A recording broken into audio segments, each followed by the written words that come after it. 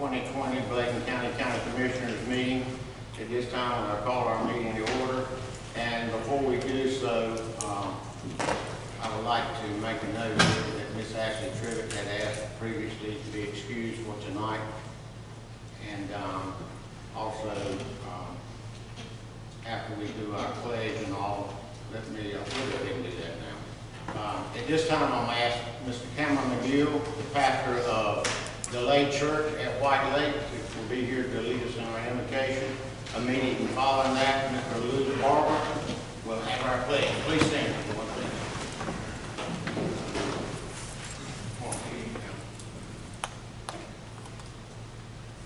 Pray. Father, thank you for the rich history of Bladen County. Thank you for the rich future that is ahead. Thank you for elected leaders who stand not on the right or the left, but on what is right. Thank you for discernment that you give us, that we make decisions based on a standard higher than our own wisdom or intellect. Thank you for a special place that you allow each of us to call home.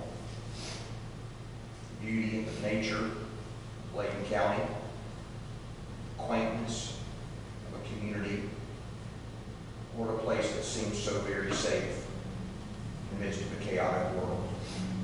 Thank you for our nation, the freedoms that we embrace, that we enjoy, and that we seek daily to defend and protect. Father, I pray that you might govern those that govern us. I pray that you would be with our commissioners tonight. Thank you for them. Thank you for their dedication and commitment to their call to you.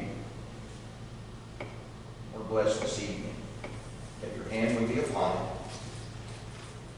that unity and harmony would be the theme, and as always, thy will be done. In Jesus' name. Mr. Cameron, how about you give one more thing about him here, please? Yes, sir. Thank you. Thank you so much.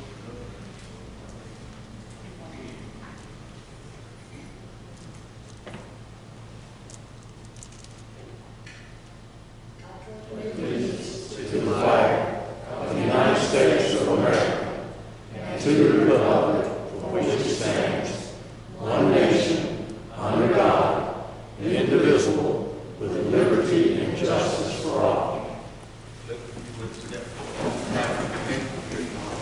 Thank you, sir. I appreciate what you do. Before we vote on the consent items, I would like for you to go and add under 11C, request for funds for a building with the sheriff's department, and we'll get into that once we get to that point. 11B, introduce proposed amendment for picketing ordinance. I didn't hear that. Did you hear that? 11C and D has been added under the consent item. Under the consent item. Actually, under county manager, but it'd be 11C and D. What is D? I can hear you. D is to introduce proposed amendment for picketing ordinance, and it's under the county manager on 11, so he can discuss more about it when we get to that point. But we need to get this done before we approve it. C was request for funds for a building for the sheriff's department. Is that an action item or That's set on table. information on? That's right, correct. Must approve consent items with the additional changes. Got a motion by Mr. Davis with the changes, got a second by Mr. Gooden. Any further discussion? All in favor say aye. Aye. Opposed? So moved.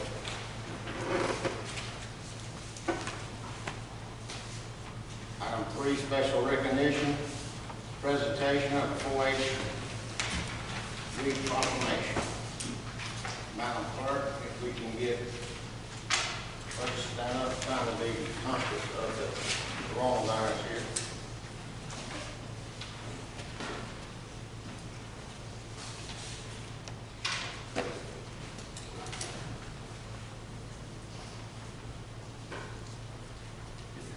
read the proclamation for you. Whereas 4-H youth across the nation are leading efforts to solve problems in their communities and make a difference for their futures. And whereas 4-H is the largest youth development organization in North Carolina and the largest in the nation, supporting nearly 6 million young people. And whereas 4-H in North Carolina claims over 240,000 youth members and 21,000 volunteers, while Bladen County's 4-H program impacts more than 1,600 youth and more than 100 volunteers annually.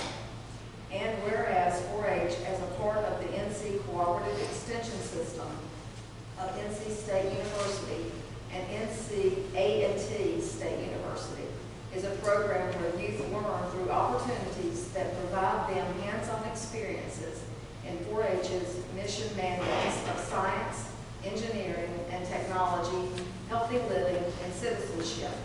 And whereas National 4-H is delivered by Cooperative Extension, a community of more than 100 public universities across the nation that provides experiences where young people learn by doing through hands-on projects in the important areas of health, science, agriculture, and civic engagement. And whereas National 4-H Week showcases the incredible ways that 4-H inspires kids to do and highlights the remarkable 4-H youth in Bladen County who work each day to make a positive impact on those around them. And now, therefore, the Bladen County Board of Commissioners does hereby proclaim October 4 through 10, 2020 as National 4-H Week in Bladen County. The citizens of Bladen County are urged to take advantage of the opportunity to become more aware of this special program that enhances our young people's interests in their futures as part of Bladen County 4-H youth development, and to recognize the unique partnership between our county and our state university system.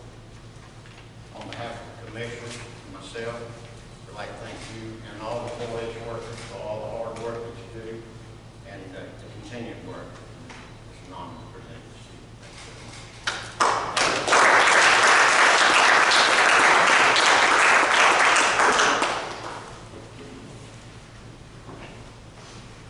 Recognize the public health nurse 2 under cemetery upon completion of case management certification. Dr. Hunter, come up.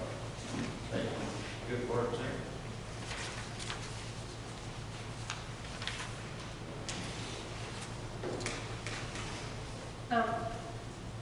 Commissioners, I'd like to present to you Andrea Singletary. Andrea is an RN and she recently certified in case management by the Commission for Case Manager Certification. She joins a large group of case management professionals who have demonstrated that they are dedicated to achieving client wellness and autonomy through advocacy, assessment planning, communication, education, resource management, and service facilitation. Andrea works with children from birth to 5 years who have special health care needs and/or mental or physical development or emotional needs. She provides support and coordination for both the children and their families. To obtain board certification, candidates must submit evidence of required practice in all 8 of the essential activities: assessment, planning, implementation, coordination, monitoring, evaluation, outcomes, and general. Additionally, they have to sit for a very strenuous examination that demonstrates specialized knowledge and advanced clinical proficiency in the areas of care delivery and reimbursement methods, psychosocial concepts, support systems, quality, outcomes evaluation and management, rehabilitation concepts and strategies, and ethical, legal, and practice standards. We are so proud of Andrea. We have done some background investigation with folks that came before my time and even Andrea's time, and we believe that Andrea is the first public health nurse to be certified in Bladen County.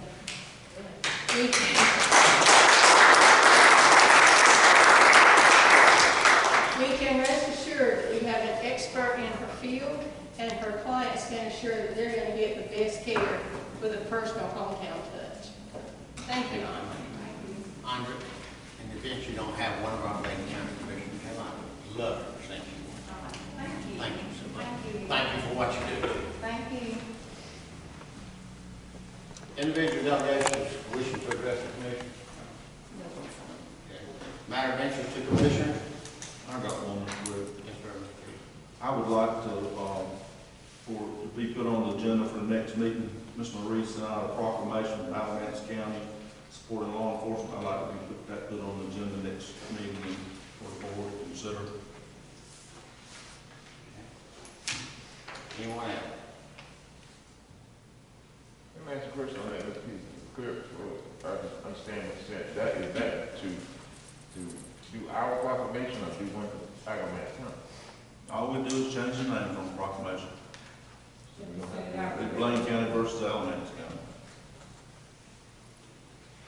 Is it out in our packet now? A copy of it? Email that available. Email, Okay. I think it's email too. In there, then you send everybody, Ms. Marie, then you email it to everybody already. But on the now, I haven't seen it. It's on emails. I picked it up all day. Anyone else? About 227. 227 today. Anyone else? At this time, I'd like to declare a public hearing to receive comments regarding the development of the community development block grant for coronavirus program application. Anyone here for that? If not, I declare the public meeting closed. Number 7, Health and Human Services, Dr. Terry Dunn.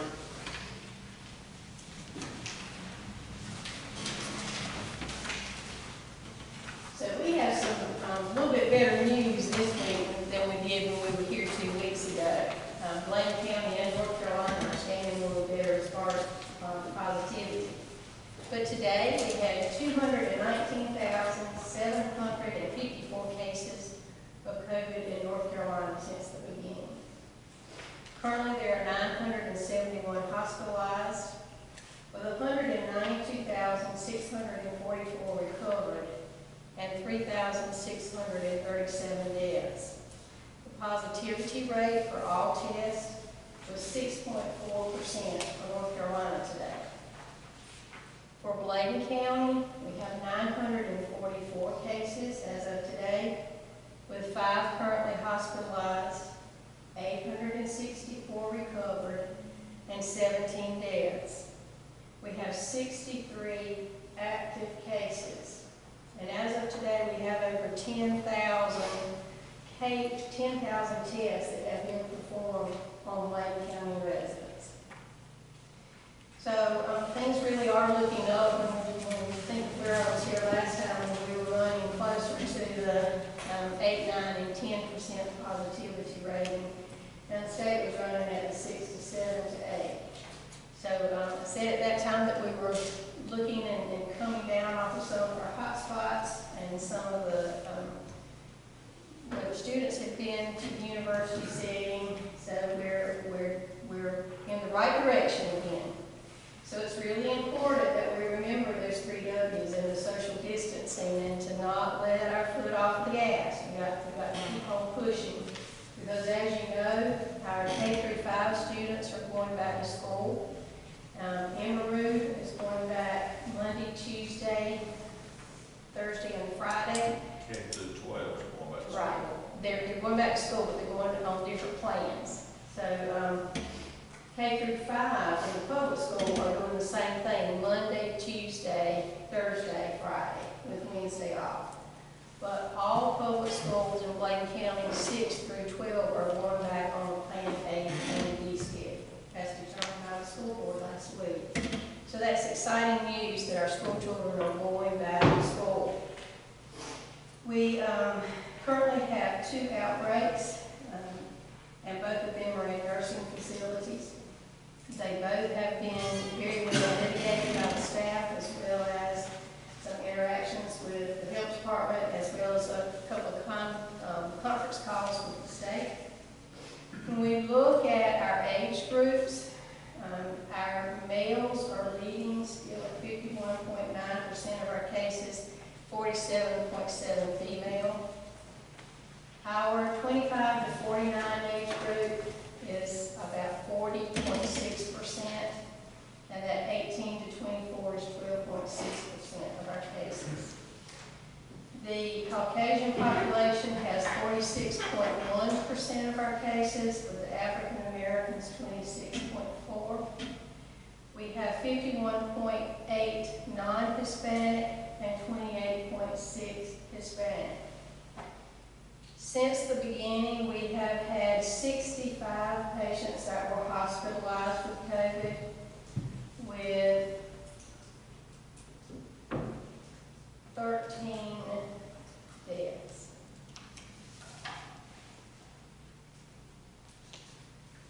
Any questions? Yes, I have one question.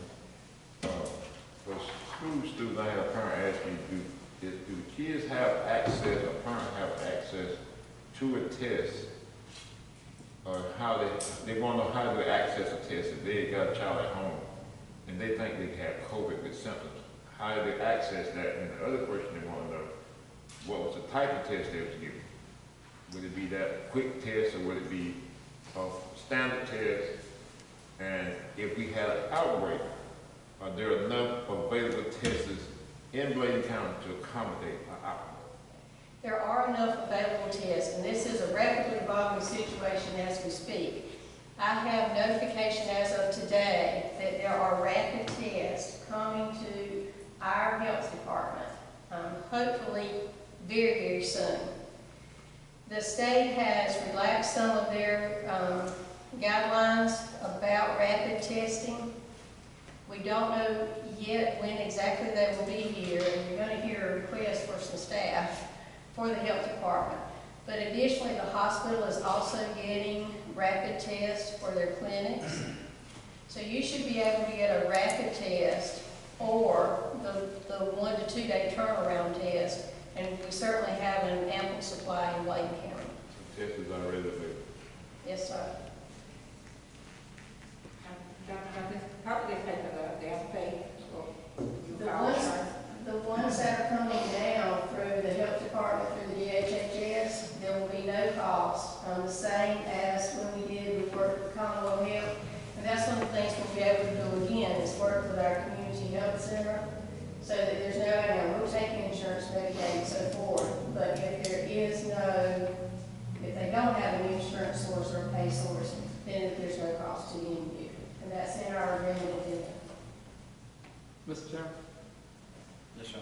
Dr. Duncan, I'm involved with a COVID-19 assistance program, and when I get more information on that, I'll be into contact with you, because other counties are involved, with other county health departments are involved in this program as well. But when I learn more about it, I inform you of that as well. We are working with now Mount Calvary Leadership Institute with a community health worker. The funding has not come down from the state yet, but the different agencies for different counties were identified, and Mount Calvary is ours. We do know who our community health worker is, and they have started their training, but we don't know when they're going to start working with us, and that will provide some resources. Okay. They did mention community health workers also in this program. So when I get more information, I'll inform you. So we have that. Okay. We just waited on that to... But it's a different organization that I'm dealing with, though. Okay. I still keep you in touch. I know the person I'm going to ask too, not that I would ask you since you're here. So I had some people having a conversation with me about testing, and people have requested to get tested and were denied testing. They want to know what criteria do you have to meet to get tested. Is it something special? Because they were saying, some people said they asked to be tested, and they said no, and they asked again and no, and some people have died. And they said, what are the requirements for a person to get tested? Can anybody just come up and ask for testing, or how can you do it? Pretty much if you're in a high-risk group, or if you have been exposed to a person that is a known positive, or you're exhibiting any one of the symptoms, you can be tested. I've not heard of anybody lately that couldn't be tested. Early on, there was a stricter guidelines for testing, most recently, North Carolina's guidelines are much broader than what the CDC guidelines are. But if you can get me in touch with those people that have been told that they could get tested, I'll see that they do. Well, Dr. Dunn, you know, we had that testing at our church. You came by, but there was no requirement for that. I think you just complete the paperwork and go right on through. Correct. Just like we did in multiple other areas. Yeah. The only reason I'm just saying, some people are what they call asymptomatic, and they walk around and they have it, but exhibiting no symptoms, and they say, well, let me check and see if, do I have it? Could they just walk in and ask, could I be checked to see if I have it? So they can't do that. Yes, sir. Okay. Now, there may be certain providers that are not testing asymptomatic people, but there are providers that are testing asymptomatic people. And also, Dr. Duncan, we're planning another one, and I'll fill you in on that, another testing site at our church, and I'll keep you informed on that as well. Please do, and we'll help you market it. Okay.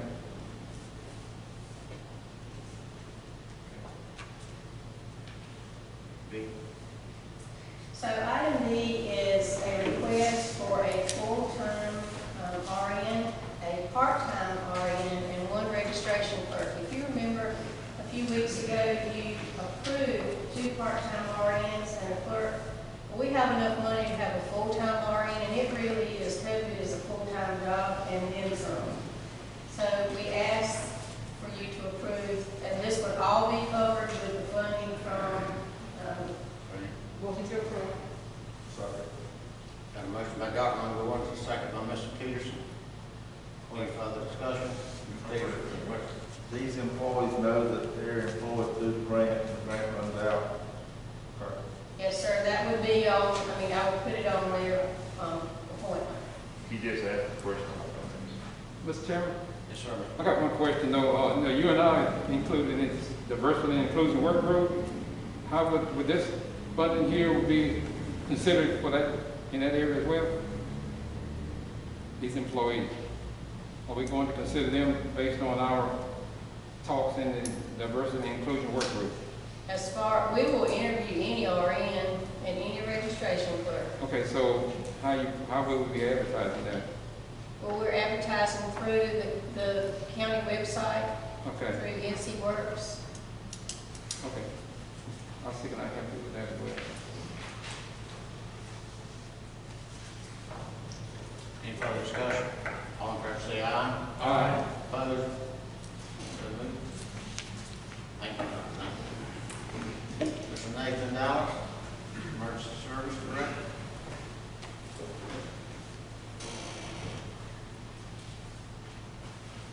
Good evening, hope all of you are doing well tonight.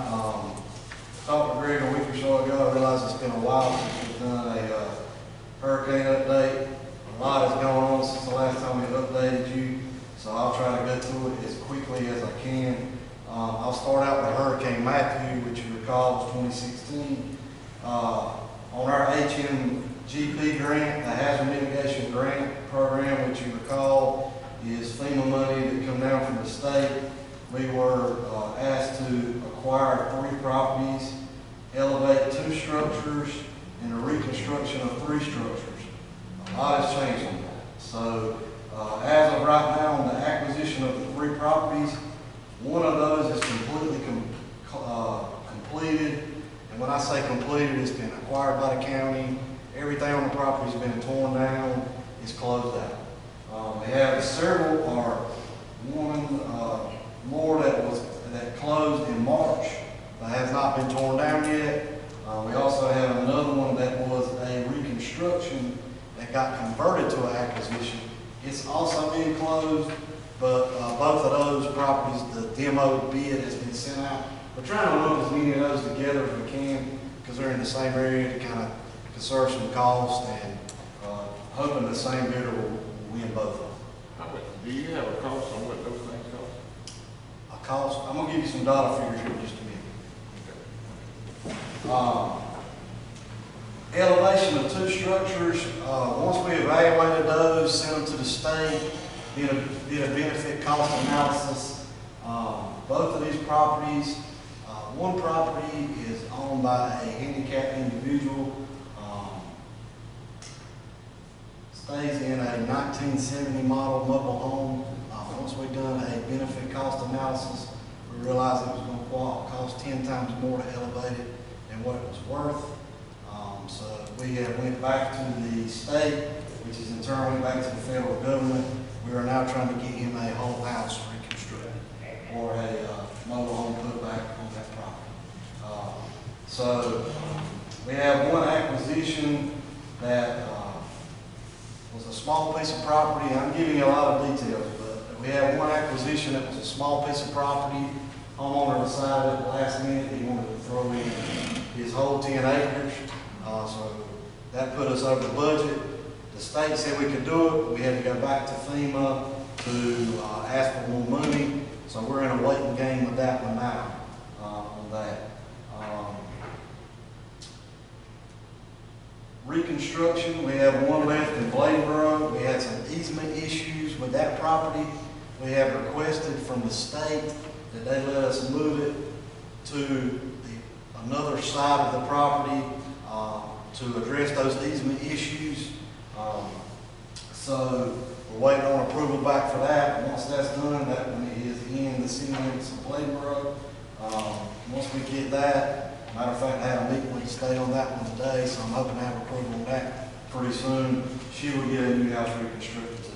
And keep in mind, all this is HMGP through Hurricane Matthew.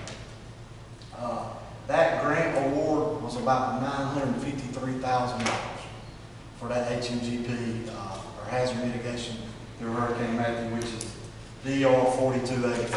And that's approximate. I don't have a number in front of me. I was trying to put some numbers together right before that. Continuing on with Hurricane Matthew. As you are aware, we applied for a generator grant for both of the high schools through the same HMGP grant for critical infrastructure, with those two being our main shelters in the county. We were awarded $315,650. Well, we quickly realized when we got an engineering study done that wasn't going to cover the project. So that grant was applied for before I started. We got the engineers. I've been working closely with Mr. Rusty with the schools. Talked to my representative with the state. We have went back and asked for another $500,000. So it put us around $815,000 for that project. Reason being is because when the grant was originally wrote, they put in for a transfer switch at East Bladen High School. Well, the problem is East Bladen High School don't have a generator to the school. All it's got is a generator for the that belongs to the town of Elizabethtown that pumps sewers from that school back to the town. So that's the big key on that. We also wanted to get the kitchens to be able to work on this generator power instead of just the coolers. And we also wanted the lights in both gyms and the chillers in both gyms to work. That way when we've got a heavy population out here, it'll just be like the whole bottom floor of the schools are functional. So wait on approval back for that. Disaster Relief Act, which is DRA. That is the one that my office is directly handling. That and the generator project. Currently, all projects that have been started were completed as of last week. And the reason I did it this way is we were awarded $2 million with that grant back in 2017. Kind of when I come in the middle of it. I didn't know a lot was going on. Holland Consultant was handling all that stuff for us. They wanted to back out of it because there was some issues with the state paying them for their services through us. So Emergency Management, me and Renee, if you'll recall, when we hired her full-time, kind of took over that project. So I told them I wanted to finish all projects that were started before we started any new ones. So currently right now, the ones that are finished, we have rehabbed 5 homes, spent a total of $156,835. And these are approximate numbers because we're all the time sick. We have some invoices that haven't come in yet and all that. So currently we've reconstructed 6 homes for a total of $827,000. $27,220.58. $13,000 has been paid out on top of that for rent for these homeowners that have been displaced while we're constructing on their home. So total, after all the invoices, and this is estimate because I'm waiting for some more invoices to come in on the house in Bladen, just on the DRA grant, we spent about $1.1 million since the end of 2017. That will leave us with approximately $900,000 left to spend. I will tell you, we've sent about 45 applications that we already had that were filled out in 2017 to the state to do a benefit cost analysis. They have to do a income verification, duplication of benefits. So not all 45 of these are going to qualify, but we sent that many, so we would have enough to qualify to spend this money. So they're at the state now. Those, I did get word today from Rick Strumper with the Office of State Budget Management.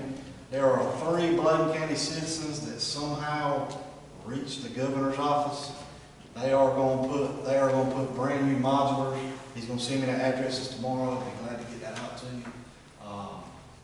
For those people, but they will not come out of our budget. They created a whole separate budget for that. Here's your question. I've had several, more than several, that have said that they had reconstruction started and contractors just walked out in the middle of it and didn't go back. Who handled that part of that reconstruction? They had contractors. Some guys have told me they had power and woodwork and stuff and just left it in the house and just had the projects. They said, who handles that piece of it? So, the best, and I get this all the time, Mr. Cogdell, originally when Hurricane Matthew come through, the state created a program that was called the STEP program. And I've got a lot of complaints and concerns from citizens where these people have come into their homes, ripped all the floors out, put plywood down where they could walk over them, and they ain't seen them since. I've had a lot of those. And I'm trying to address a lot of those, and I'll get to that, with the Bladen Disaster Recovery Team. And I'll tell you a lot about that when I get to the end here. A lot of those that I have, I've taken names and numbers down. The DRA money is a little more lenient than, per se, HMGP, because that is state money, not federal money. Can I ask you one last question before you get to your part? Rebuild NC has just appropriated $760 million to do Matthew and Florence recovery. Would those people fall in that category with this new fund that's coming up? Yes, sir, they could. So yours was attached to that piece of it? No, I'm going to get all that in this report. So why aren't you going after the contract? They weren't my contract. They were the state of North Carolina. Why ain't the state of North Carolina going after That's a good question. I've asked that question. Well, let's, I need to send a letter and ask them. They fully aware. From my understanding, and it hasn't happened, there's a lot of things that come into the county after both of these storms that we were never made aware of. And a lot of people coming in saying they were thinking, when somebody comes to my office to talk to me about hazard getting help, everything's FEMA. And it's really, everything's not FEMA. FEMA came into my home, tore my floors out, and left it like that. Well, it wasn't. It was NC STEP program, or one of these volunteer organizations, what they call VOADs, which are volunteer organizations. So what I tried to address in some of our EOPs and some of our recovery plan that I'll bring to you, I'm writing in the process of writing it now, is trying to stop a lot of that. The question I'm asking, can we prioritize those individuals to go into the rebuild NC program now? Can you prioritize those? The rebuild NC program is 100% run by the state of North Carolina. Yeah, I know that. That's what I have no say so. I don't even know who they're helping. I've been trying since last commissioner's meeting, because I knew I was going to do this update, for them to give me the number of homes, mobile homes they've replaced, homes they've built, homes they've rehabbed since they started back in 2017, and nobody's yet to give me that number. They did away with the mitigation piece of it. They said that's where all the costs were going, the mitigation. So they did away with that. That's what they had. See, what the state's done is they've hired a contract company to The name of the company is Horn. Yeah. It's who they've got. And they do all the intake and all the distributions of funds for the state through, it's rebuilding the seed is CDBG, I get it, DR money, which is HUD money, not FEMA money. So, but I have nothing to do, me, Greg, we have, the only thing the county does for rebuilding the seed is gives them a place to a space. Now, Anthony, I talked to him a lot, and I've asked him, I went over there this morning to get my number for tonight, so they could give me how many homes they replaced, because I want to list myself. Because a lot of times I run into somebody with HMGP, and it'll kick them out automatically because they're in the Rebuilding C program. See, one program, the problem with all this is one program is not privy to information in another program, when all the program, and solely my opinion, should be working together. With the HMBG, we'll finish with that piece. Yes, sir. We out of that. That's a has-been, right? Yeah, that's hazard mitigation grant money. I want to follow back up my question. Can we send a letter to staff, or can we get a staff representative to come down here and explain to us why these projects aren't being completed? And from my understanding, NC STEP hadn't been around for a while. It was a pilot type thing. I need to find out more information about it myself. Well, someone needs to go there and explain to us what I'm saying. People don't need to be ripped off, and if they've been paid, the contract's been paid, they need to be held accountable. Rebuilding C will come down and tell you what it is. But, and I'll tell you too, if you've got a list of individuals that somebody's been in their home and said they were with the state or whoever, and they've come in there and done the work, if you give me those names, it might be something we can address with the Disaster Relief Act. I don't know where you want that headache, and I love it.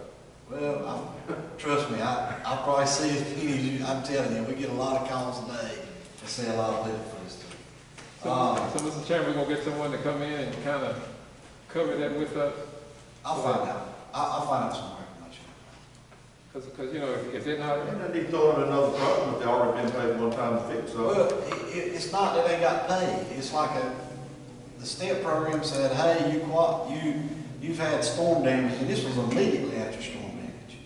And they'll come in and rip their floor. I've heard it a million times.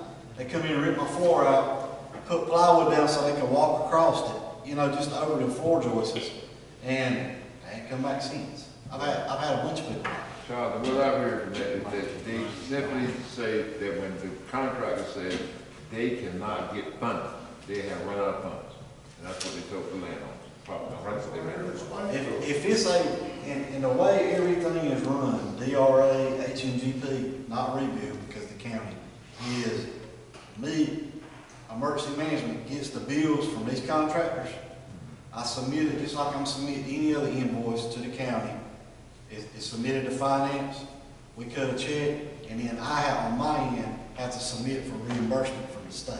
So it's not a lack of money on our end, it's got to be some other program out there. And I'm telling you, there's hundreds of them. When you get an invoice, do you go out and verify the work's been completed? Yes, sir. Okay. Yes, sir. Mr. Charles, can I ask you a question? Yes, ma'am. So you have a lot of those families who are still displaced? Yeah. Yes.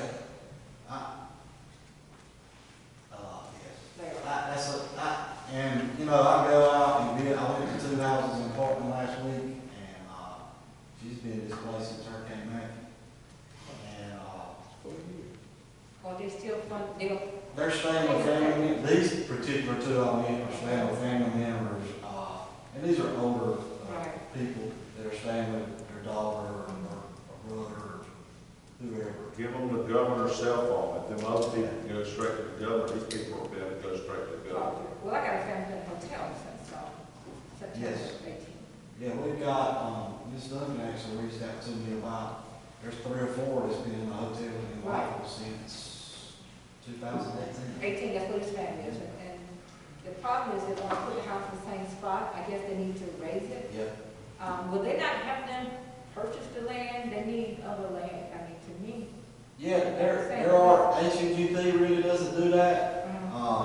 DRA does, it kind of get, and I'll tell you, man, there is a lot of hoops to jump through to get this money. I mean, I'm just being 100% honest with you. It's not as clear cut as I look at your application, your home got tore down, you're on a fixed income, it's not that clear cut.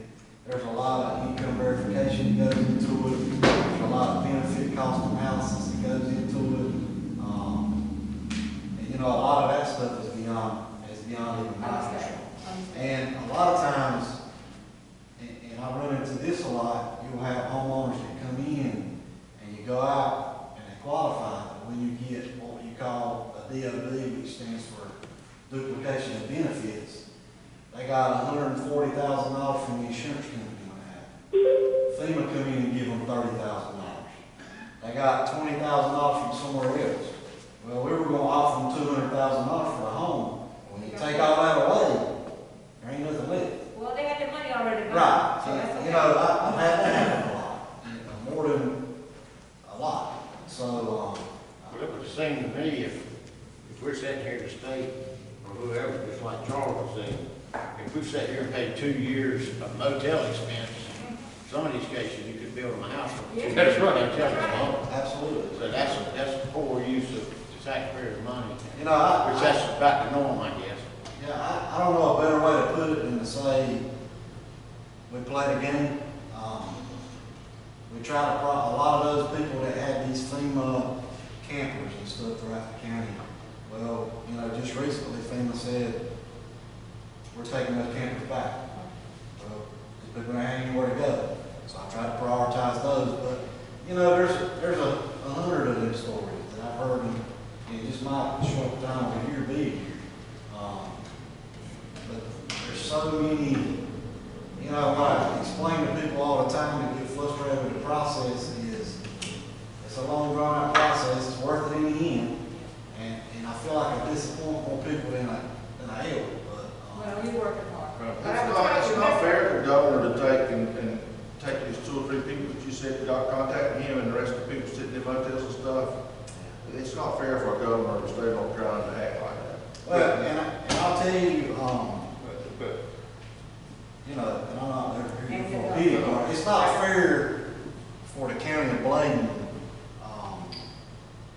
myself, to always make that decision to who, or you guys. It's kind of, I don't know how to explain it. But from my talking with Rebuild NC and some of the government troop aides, when FEMA came in, they did not have the qualified staff to manage the disaster. Absolutely. That's where the conflict came in. They weren't able to handle what happened in Bladen County throughout the state.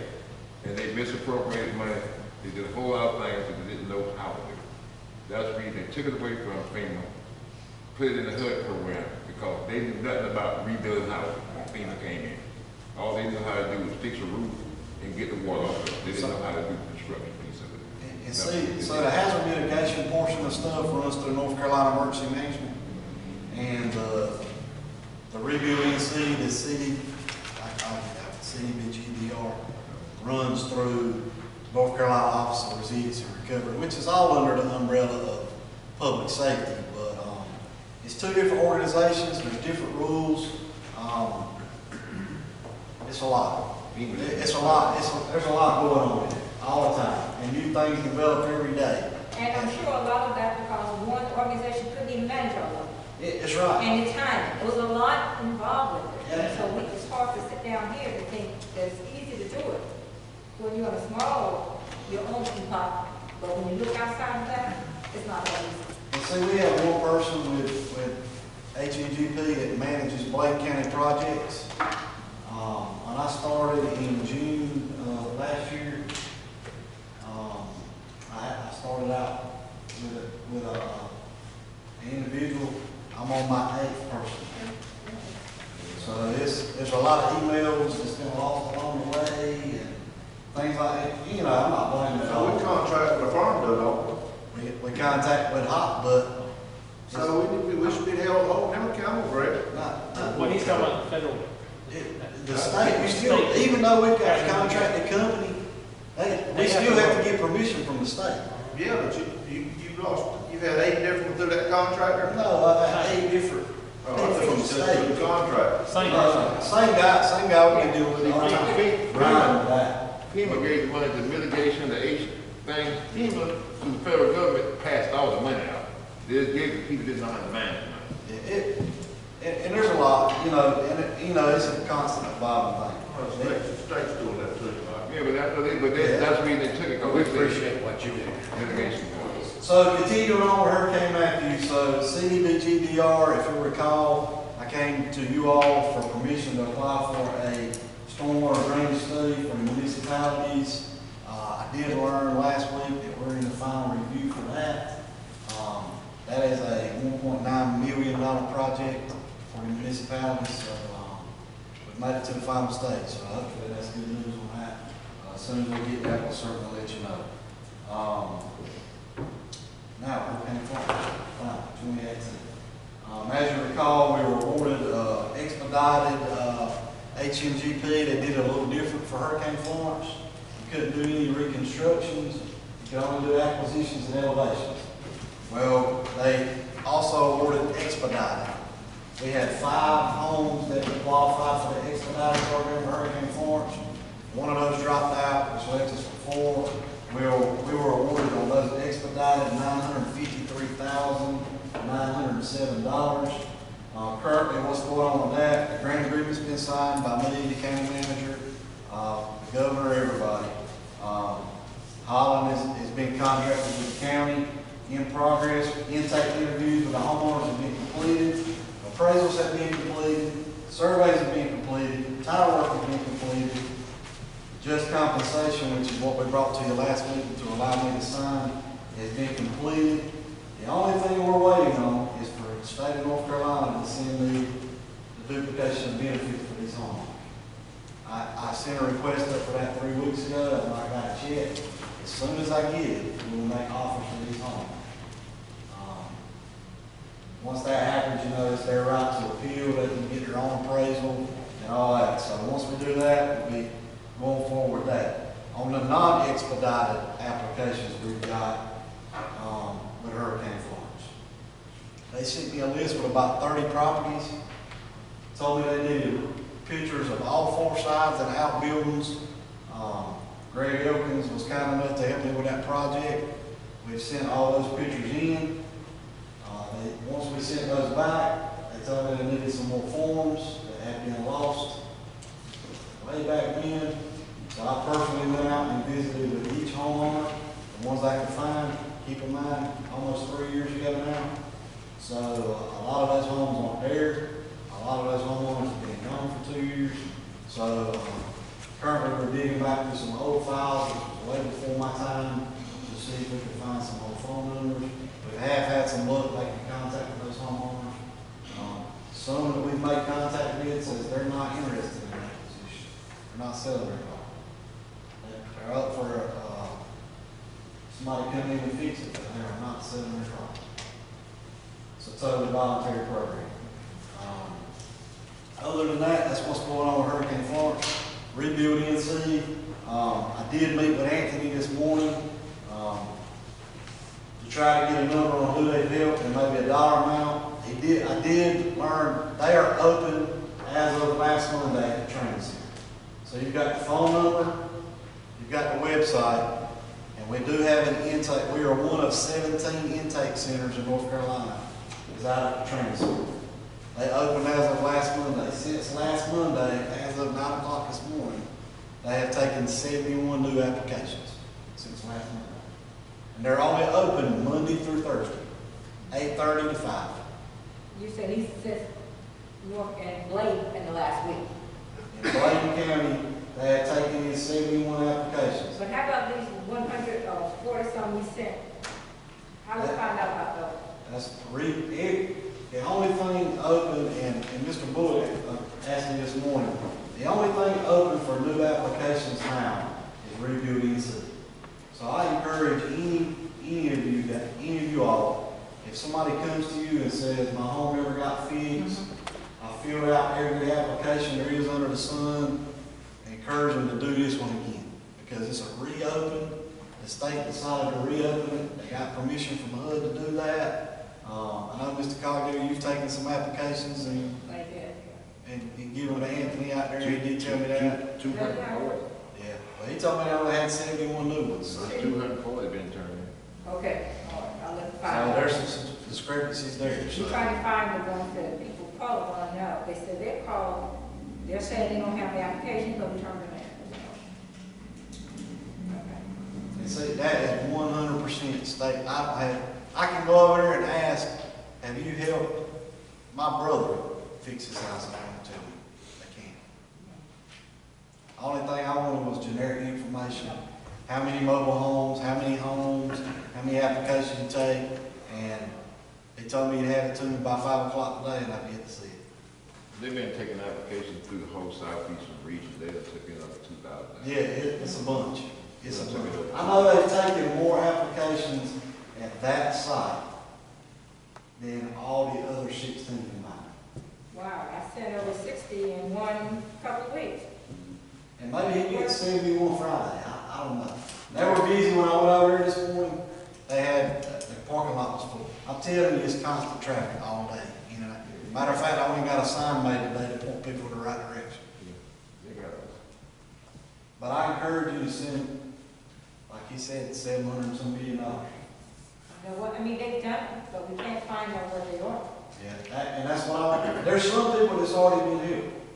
And I'm trying to find out who those are. I've even, Laura Hogshead is the head of the North Carolina Office of Resiliency and Recovery. I emailed her last week. What's her name? Laura Hogshead. Oh, okay. I'll see that. She is the head, she was appointed by Mike Sprayberry, which is appointed by the governor, so. That's all I got, thank you. Thank you. Thank you. Soil water, Motion to approve A, B, C, D. Mr.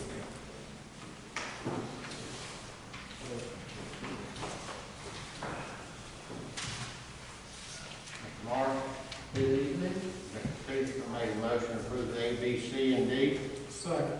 Second by Mr. Good. Any discussion could come from any of the commissioners on any particular one? I just have one question. Yes, ma'am. Will that one person, can he manage all locations? Yes, ma'am. Okay, thank you. Anyone else? I just like, before we leave, to give you a phone number to call of Susan. Okay. Before we leave, let's leave that. Any further discussion? All in favor say aye. Aye. Opposed? So moved. Thank you. Advisory Board appointment for consideration here in October 19th. East Arcadia Fire Service District Committee 2, EMS Advisory Council 12, Steve Bladen 1. County Manager, Mark? Mr. Can I bring up something, Mr. Martin, while he's up there? Yes, ma'am. Sorry, I should have asked him the other, but I missed it. I forgot to place it again. Mr. Martin, a couple of months ago, there was an issue about the water in the Camore over in Tuppermore. Can you give me the update or us an update on testing? Anybody else who, any homes or wells that came up positive or those that were tested? What contract or what's been done to decide how that they would get water, those wells that were contaminated? There is a consent agreement between the state of North Carolina and Camore. And it specifies that for homes who, which can be accessible to public water, they should be connected to public water. And we're in conversation currently with Camore's, and that's moving in a positive direction. I'll share that with you, to do just that. Okay, is that we have to do it or Camore have to do it? The funding would come from Camore's. Bladen County would be the provider. Okay. And how many wells we have, homes affected? In 50, I think it's in the 50 range. 50 to 55. Okay, thank you so much. Mr. President, can I, Yes, sir. I apologize to because I want to give an update on the floodgates and Kelly, if we please. Yes, sir. You know, the engineer we had in the design to do the floodgates backed out on us. And the engineer out of Greenville come by Friday, and he's going to have something by next Friday on fixing the floodgates on the Kelly line. Thanks, sir. Good evening, everybody. I'd like to just briefly review the calendar with you for the month of October. well as November. Would like to point out that beginning tomorrow evening at 7 p.m. and then the following Tuesdays in October, there will be a prayer service here on the courthouse lawn. On Monday the 12th at 5 p.m., the Health and Human Services Advisory Committee meets. The chamber will have its virtual meeting on Tuesday the 13th at 12 noon. On Friday the 16th from 9 until 1, there's a food drive at the Bladen County Health Department on Marshall Mill Road. The board meets on the 19th at 6:30 p.m. here. And then there's another food drive from 4 until 7 p.m. on Tuesday the 20th. And that will also be at the health department. Moving over to the month of November. On Monday the 2nd at 8 a.m. there's a prayer service here. Also that begins the United Ways week of caring. They're having a week of caring this year instead of just a day of caring. That extends to Saturday the 7th.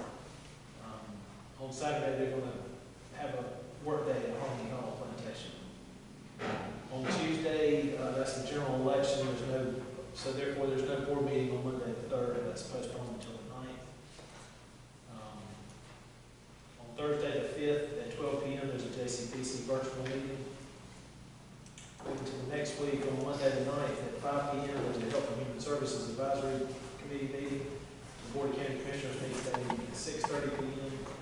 Tuesday the 10th at 12 noon, the chamber virtual meeting will take place. And also at 2 p.m. the Substance Use Disorder Task Force will meet in the auditorium of Bladen Community College. On Wednesday the 11th, offices will be closed in observance of the Veterans Day holiday. The board meets on Monday the 23rd. So for November, the board meetings on the 2nd and 4th Mondays instead of the 1st and 3rd. So the board meets on the 23rd at 6:30. Also, offices will be closed on Thursday and Friday the 26th and 27th in observance of Thanksgiving.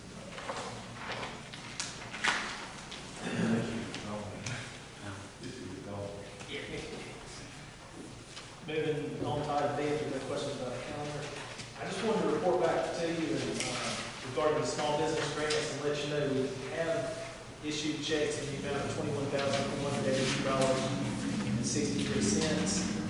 There's about another 8 that could be issued if certain information is provided. So those applications have been received. So about half of the money, approximately half of the money that was allocated has been actually appropriated.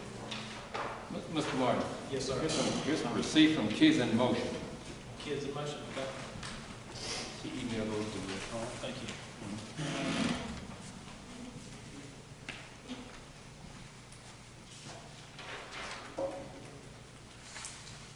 And then moving to item C and D, both as Mr. Chairman indicated, the new items on the agenda, they are both for information purposes for this evening. Consideration is requested for the 19th. The first item C, Sheriff McVicker has requested that the board appropriate funds in the amount of $45,500 to build a storage facility, a storage building to house recently acquired federal surplus equipment. The Sheriff's Office has obtained 2 large high-water vehicles as well as a Humvee, and the intent is to keep those in very good working order and ready to go at any moment. So he's requesting a storage facility to house those vehicles. The second item is we would like to introduce a proposed amendment to the picketing and public demonstration ordinance. And it's a very small and very minor change. It adds the word "or" in 2 places. And it is on the 3rd page. It's in Article 1. It's highlighted. Okay, yes, sir. I think it is. Good. So it's a very minor technical change. And it's just for clarification purposes only. But as you know, this originally was adopted by the Board of County Commissioners to help address matters up at Smithfield, at Target, related to Smithfield food demonstrations. And so that's the second proposal that's coming to you. And again, action on both of these items is requested for October 19th. Let me, Mr. Chairman, let me bring up item C and discuss it in a little depth. And I looked at this and I read it. And then I talked to the sheriff briefly about it. And correctly, Mr. Martin, we haven't had a chance to talk about this to any degree, and I just want to ask a couple of questions. First of all, I wasn't a commissioner when the vote was taken to build the new jail that we have. And I commend the commissioners that were here that made the decision to do it, because it was 18 to 19 million, and Pender is just building the same building right now. And since I've been a commissioner, and Mr. Gooden's on board, Dr. Mungo and all, we were able to go to open house, so we just talked a little over 3 years. And now Pender's, same as ours, is 45 million. So if we'd delayed it, look where we'd be sitting at today. Number two thing I'd like to point out. My understanding, the way some of the funding would be coming from the sheriff's department to help assist on paying for the building beyond what the county would actually do, was housing, like where we've been paying Sampson County or some of the other counties for housing our local people, that we could then in return house them there and put toward the payment of that building.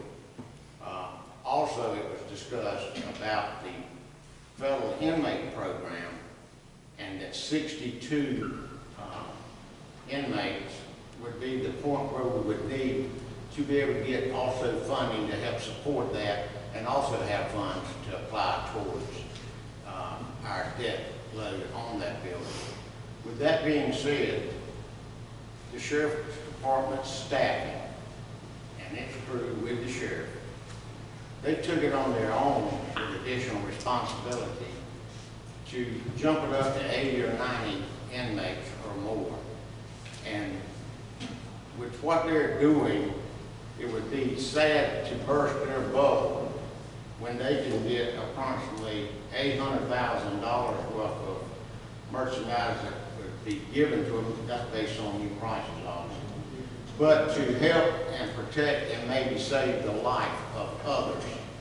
And this is not an expense to the Bladen County taxpayers. This is additional funds that the sheriff's department has taken on to bring in for themselves. And my way of thinking on that, not to support their extra effort with no extra money to go in their individual pockets. And it's aiding our citizens.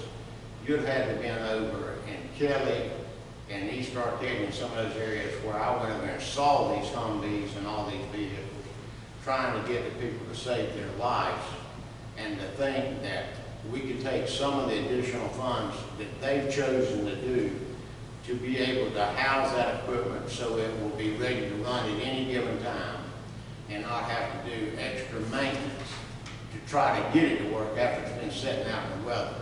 There again, I emphasize, this is not money that we got to take out of a budget or something. This is money that they have brought to the table.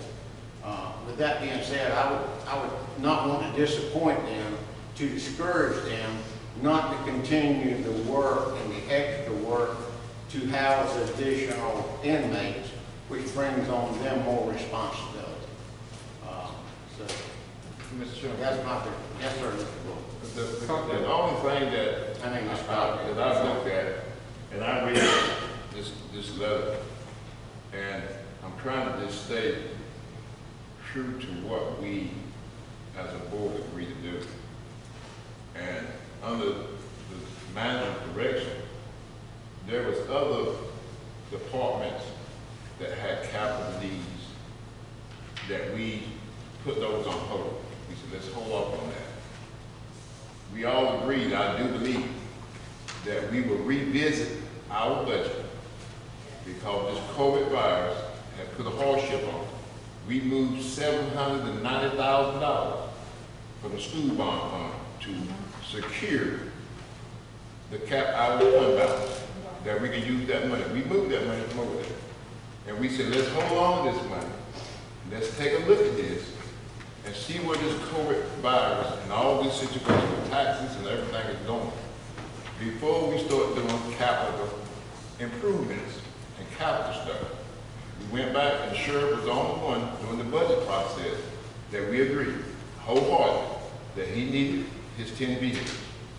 So we agreed to that, but we agreed also that we would revisit our budget at a later date and determine when will we make that decision to start doing capital need things. I understand he got the vehicles out there. I understand what we're going against, but I hope that this board will at least sit down and let's see where our budget is at and try to prioritize how we are spending the taxpayers' money. I understand we have this program in the jail, and like Mr. Britt said, he wasn't here. It was designed to generate revenue. That's why we built that place. It wasn't because you got 62 or 48 or 100. It was designed to generate revenue. So when we generate revenue through that jail, we said it would go back to the general fund. And I'm saying, why are we moving money out of the general fund to build a building when that building is doing what it was designed to do? It was designed to put capital back into it to pay it off. And I'm not saying nothing about the sheriff department or anything. I'm just saying if we're going to be fair to all of the departments and to all of the employees, the EMS and everybody else, we need to take for a moment to sit down this booth and look at where we are going financially so we can start seeing whether or not we're able to start doing these type of investments. That's the only thing I'm asking. Let's just sit down, have a conversation about it. Now let's do the above there, if you don't mind, Mr. Speaker. Then you can speak. There again, let me emphasize, this is above and beyond the budget. This is additional funds that they're bringing in beyond that. In other words, they could say, okay, tomorrow, we heard what you say, we're gonna go back, we're not gonna work as hard, we're gonna cut it back to 62 people like it takes to do your budget and what we said. We don't have to work harder and do 100 people if you're gonna burst our bubble and we can't have something for our department that we're doing the extra time, the extra effort for no extra income. Me personally, I would say, I'm not taking this on if I can't do this to continue to encourage my staff to work hard, to have something that's good for my department and at the same time to help save lives, possibly in our citizens in Bladen County. Wait a minute, this is Dave say one last Mr. thing. Speaker, that's the floor. One last thing in response to your comment, Mr. Bree. Only thing I'm saying is, we encourage Ms. Duncan's department to do the same thing, to work at the high efficiency, to do what they need to do. If we're gonna reward one department for that, then we need to set up a measure where we can award all of them for their work to do. So we can't sit there and tell Ms. Duncan her crew is not performing because they don't generate revenue, but they are being highly productive. I mean, are they working, Ms. Duncan? And you expect them to do the maximum work, right? All our county employees are required to do the same thing. So that, to me, is not comparable to what we're talking about. I'm just saying, I don't care about them spending the money. Let's look at what we're going to do as a total board. That's the only thing I'm saying. Total board. So my comment is, I know that they've increased the federal inmates by 10 or 12 to pay for this building, and it's gonna certainly be beneficiary of Bladen County. The Lord has spared us the last few years on this budget. It's gonna help the health department, it's gonna help EMS, it's gonna help every citizen of Bladen, start getting department and county. And they are working extra hard to get these extra dollars in, and these dollars are not part of the budget as of right now. So I don't have no problem. We have military vehicles in the past, they sit out in the weather, and you can't even crank them when you go get them. And you go out there and you have to sell them for scrap. These vehicles, for the necessity of this county and our citizens, need to be sheltered and need to be taken care of. Chair, I'd like to say a couple things. Number one, since we did move that money from the school system, that is something we have to look. The students of the Bladen County schools, we have a right, or we have an obligation to ensure that our students, Bladen County schools, get the proper equipment, additional funding they need for their buildings, and other staff if needed. So we need to make sure that the board and the superintendent get the funds that we took, or reallocate. Hold on, that's one. Two, I don't have a problem with the sheriff getting equipment. I applaud him for it. You're right, we can use it. I'm not sure the type of shelter, if you go to Fort Bragg, that's not the type of shelter they have them on. If you go across Fort Bragg right now, all the equipment is out or they're undercover, but not a closed in. So I don't know if that's necessary. However, because of the work of our law enforcement, I think it's important that we give them a raise with that money. So hopefully, the sheriff will look at giving those, the sheriff, say, give a raise. They work hard for us. We want to do a proper proclamation for them, give them some money. Because I think they're low. I know we're a little better than Columbus County, but we can do better for our sheriff. For them.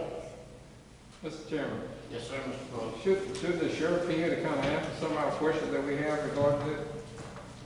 Yeah, he will be at the next meeting if we Okay. need to discuss it, by the way.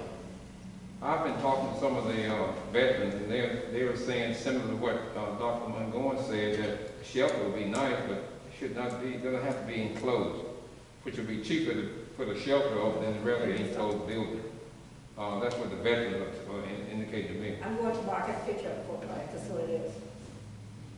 Mr. Chairman, if I may, just to clarify, just to help for everyone's understanding, be sure we're all on the same page. With regard to the school system, we have not reduced, what we said is that we will see how this year goes financially, and if needed, the board agreed that one of the areas that we could basically not fund would be the extra $750,000 approximately to set aside for future capital needs of the school system. So we're not reducing anything in terms of like immediate needs or whatever. That would just be 1 year we didn't set that aside. Hopefully we'll be in a position to be able to. However, to go back several months ago, Mr. Pearson came here and advocated for Bladen Community College, and they got the $600,000. At the same time, Bladen County Schools had requested additional funds. We did not approve those funds. So those are the funds, they could have used those funds. We did approve those funds, because I voted against it. What about, that's my point. And the board approved it. Well, of course. But Mr. Chairman, my last comment, the only thing I'm saying is, when we sit down and had the budget process, Mr. Martin, you gave us your budget. You gave us your recommendation. You told us what we needed to do and what you could live with. And we said that we would review any capital projects as a board to ensure that our finances were running on course and we were able to proceed with those type of projects. That's the only thing I'm saying. I'm not telling us not to give you the money. If you got plenty of money, you can do it all, and somebody else can walk in here needing something, and we able to do it, so be it. But we need to make it sure that we're not letting one department have more than another department. You can be fair about it, be fair about it. And Let them come in too. there again, I emphasize, this has nothing to do with the budget. This is, It doesn't have